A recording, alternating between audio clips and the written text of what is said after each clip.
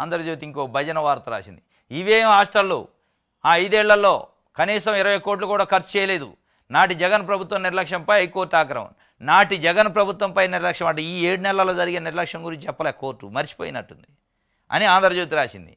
ఎవడన్నా ప్రభుత్వం అంటే ఇప్పుడున్న ప్రభుత్వాన్ని అడుగుతారని, గడిచిన ప్రభుత్వం అట అన్యాయం చేసిందట. మరి ఇప్పుడు బాగా అయి ఉన్నాయా? ఇప్పుడు మంచిగా ఉన్నాయా?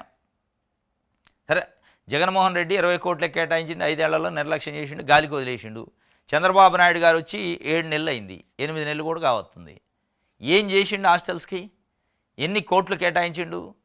ఎక్కడన్నా విజిట్ చేశారా? ఏం బాగుపడ్డాయి? అది రాయదు వార్త. నాటి జగన్మోహన్ రెడ్డి ప్రభుత్వం నిర్లక్ష్యంపై హైకోర్టు ఆగ్రహం వ్యక్తం చేసిందట.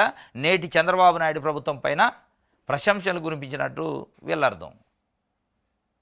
నాటి జగన్మోహన్ రెడ్డి నేటి చంద్రబాబు నాయుడు ప్రభుత్వం కాదు. మీరు ప్రజల కోణంలో వార్త రాస్తే ఏం రాయాలి?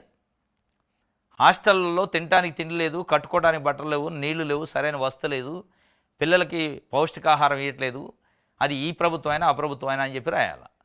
నాటి ప్రభుత్వం అంట నేటి ప్రభుత్వం మంచిదే ఉందా మరి అని చెప్పిందా కోర్టు? నీకేమన్నా లేకపోతే పిల్లలు చెప్పారా? హాస్టల్లో ఉండే పిల్లలు ఆయన భజనకి అద్దు అడుపు లేదనమాట.